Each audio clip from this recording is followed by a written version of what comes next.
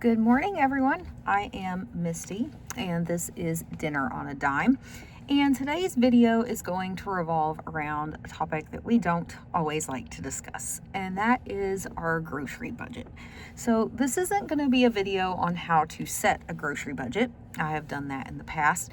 This is going to be a video that revolves around common mistakes that we are all making when we're setting our grocery budget. Okay, are we setting ourselves up to fail? And how can we avoid that so that we can do better and we can be successful and we can feel good about the progress that we're making? Okay, so if you are new here, welcome to the channel. I do a lot of videos on how to save money on groceries, how to meal plan, how to handle your grocery budget, things of that nature. So if you like that kind of content, I hope you will stick around here. We have lots of great content coming out in 2026.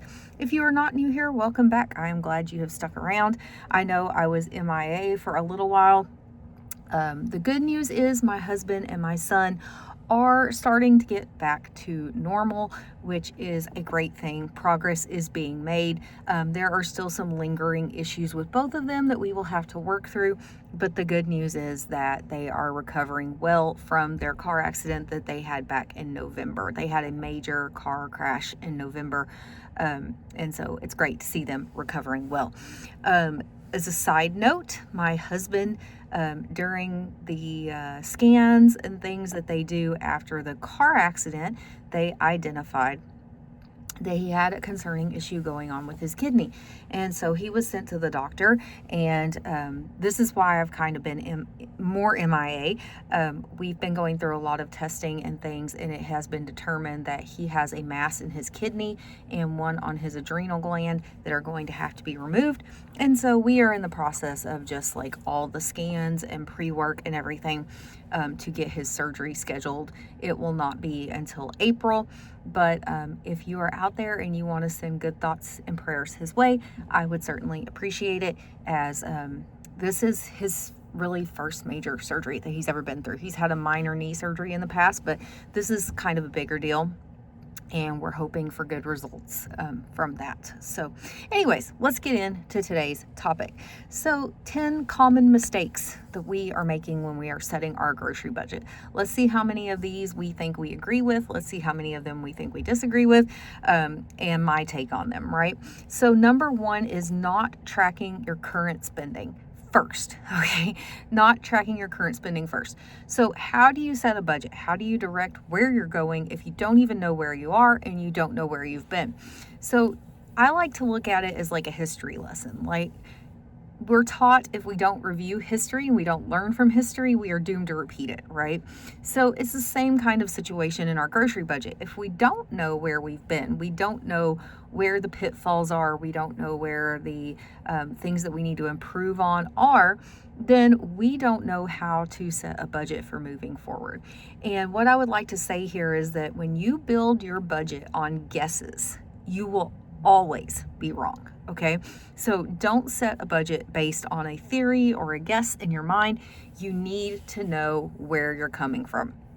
The easiest way, in my opinion, to do this is print off like 3 months of bank statements or 3 months of credit card statements, whatever you use on food spending, and go through and highlight every line of food spend that you find, regardless if it's takeout, sit down meals out, coffee runs out, donut run out, or grocery spend, right? Because you need to identify all of your food spend, and then you can total it up and you can see like an accurate number of where you've been.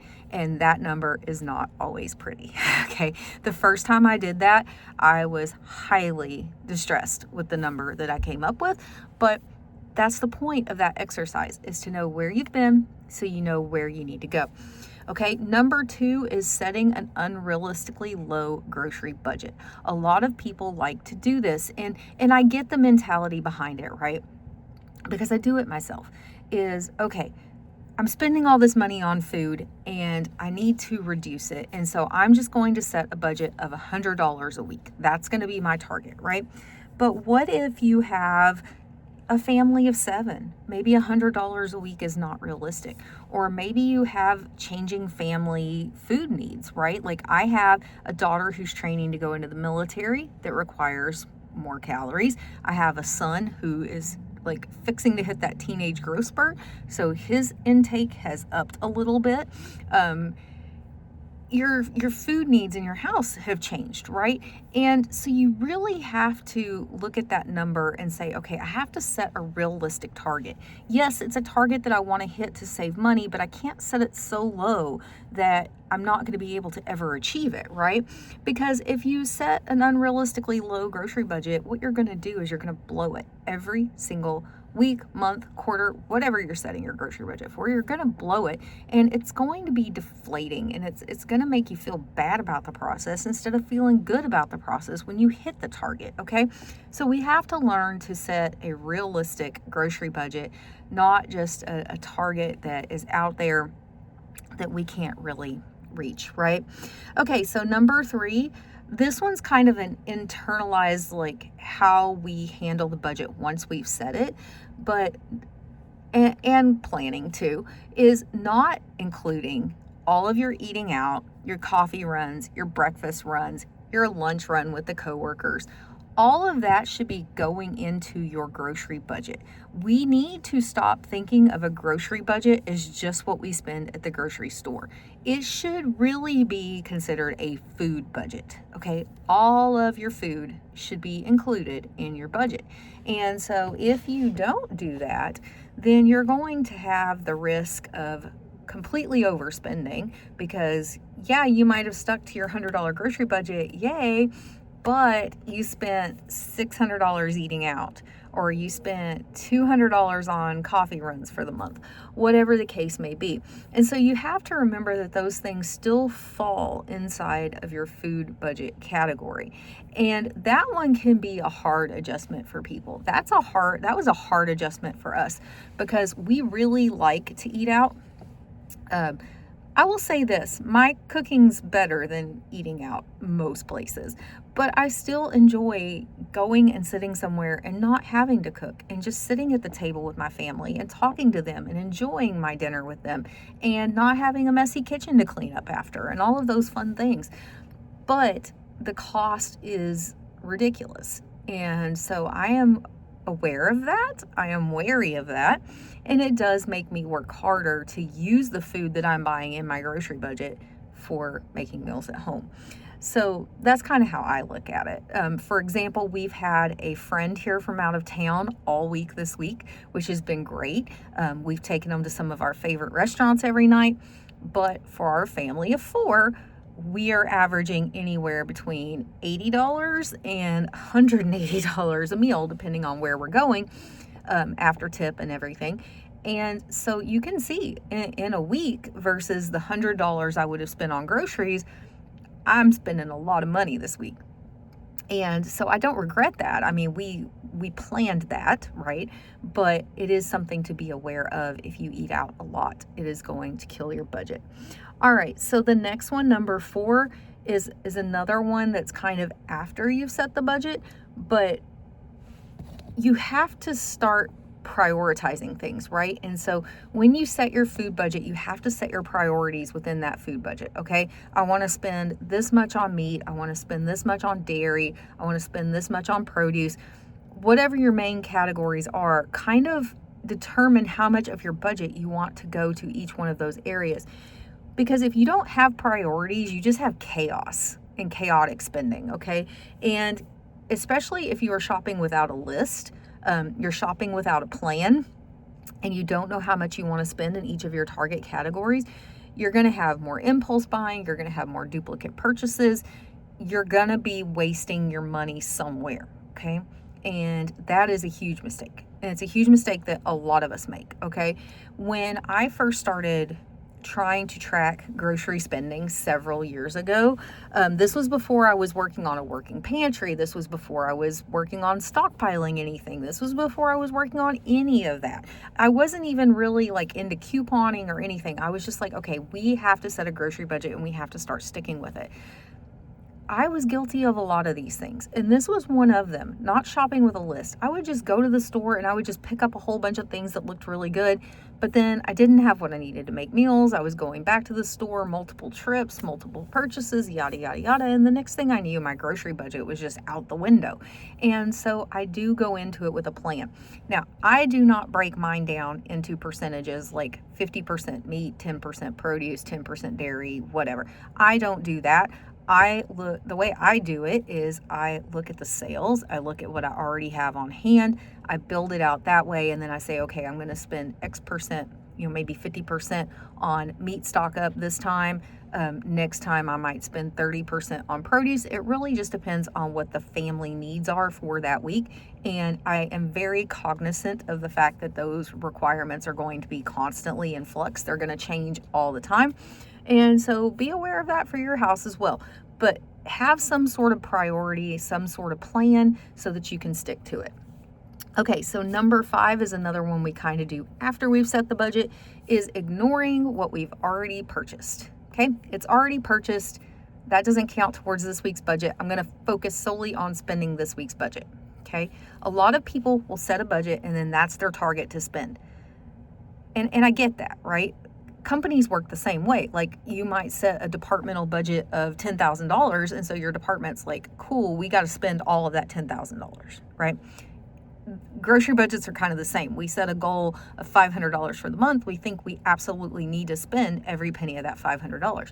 Well, we don't. If there's a way we can spend less than that, then we are saving more money that we can shift into other things that we enjoy, And so we need to watch what we already have at home. We've already bought it. We've already paid for it. Let's utilize that first instead of buying even more items to bring into the house. Because here we're going to help prevent food waste. We're going to help prevent overspending. But the key thing I enjoy is we're going to save money that we can put towards something else. So we can put it towards that Valentine's gift for our kids. We can put it towards that trip with our husband, the weekend getaway. We can put it towards a down payment on a new vehicle. Whatever it is that you're wanting to do, you can kind of build that into your grocery budget by not trying to hit that number, but trying to stay under that number. Maybe that makes sense. I hope that one makes sense. I kind of, am trying to think it through the way I do it, right? All right, number 6 is only budgeting monthly. Okay, having a monthly budget is really hard for some people because they will stock up on a lot of things at the beginning of the month and not leave themselves any money for the end of the month. And then something comes up, they need something, they have no funds for it, and then they buy it anyways and they go over budget. So probably the best thing to do is break that budget into smaller cycles. So I would say break it into a weekly cycle. Try to stay in the stores only once a week in order to stick to your grocery budget, okay? So if your grocery budget is $400 for the month, break it into $100 a week. Keep it small, keep it manageable, okay? If you are a twice a week shopper, then break it down into $50 per trip. If you go even more frequently than that, break it down even further. I do not recommend, if you are trying to start and stick to a budget, that you are in the store constantly. That's going to be really hard. Probably once a week is going to be the way to go until you get used to that shopping in smaller cycles, right? All right, number 7, back to setting the budget. You cannot budget based on perfection, okay? You can't say, well, in a perfect world, if everything goes just right, we can make it by on $50 a week. Okay, how often does perfection actually occur? Not very often. So you've got to build your budget around how real life actually occurs in your house, okay? I would love, in a perfect world, to say, okay, I'm going to live off of my stockpile for this year. I'm only going to spend $10 a week in the grocery store. That's going to be my perfection number. There's no way I would hit it. There's no way, because something's always coming up in my house, right? Like the kids decide to blow through milk all of a sudden. And so now I need more milk. The kids decided all of a sudden that they no longer like ham on their sandwiches, and now we need turkey, which, I could force my kid to just eat the ham sandwich, right? I get it. But real life occurs, real life happens. And so if I've set my goal based on perfection, I'm not going to hit it. And so there has to be some sort of buffer in there. Okay, here's our perfection number, here's our real life number. So we've kind of got some space in there that we can work with, because if we don't, again, we're just going to set ourselves up to fail. And setting yourself up to fail makes you feel bad, and then you don't want to stick to anything because you feel terrible about it. All right, so number 8 is not analyzing or reviewing your budget. A lot of people will set a budget and they'll say, okay, that's the 2026 budget. I will see you in 2027. We'll see how we did. Don't do that. You need to review it based on some hard facts. And what do I mean by hard facts? Okay, what was your food use during the period you're reviewing, right? So monthly, review it monthly. Did you use all the food that you bought? Or do you have things that you now need to work with? Look at your receipts. How did you do? Did you stay to your budget? Did you go over budget? Were you under budget? Can you make adjustments in your budget? And those adjustments should be based on real world practices, okay? So how do we do based on our receipts? How do we do based on our food use? Now we can start playing with that number. And remember, your budget is a real live working document, right? It is able to be changed. If things are not working, change them. Find a way to make it work, okay? I'm not saying like, oh, I'm always going over budget because I'm stocking up on stuff I don't need or whatever, and so now I need to increase my budget. Based on the hard facts of you are overstocking because you're looking at your food use, you're looking at your receipts, I would say you need to buy less in the store. But what I'm saying is, you got to make adjustments sometimes. Sometimes there are going to be situations where the budget's just not working and we have to reset and we have to rethink it and we have to make a determination on maybe we need to lower the budget somewhere else in order to raise the budget over here. Okay, it can work like that for anything. We have lowered like our clothing budget in the past so that we could raise our car maintenance budget in the past because we knew we were going to need way more car maintenance in a year than we were going to need clothing, right? So there's just another example. All right, so number 9 is not accounting for budget creep items. Okay, what is that? Inflation, taxes, fees, delivery charges, shrinkflation of products where you're not only paying a higher price or the same price, but you're getting less of an item. These are all things that creep into your budget and destroy it.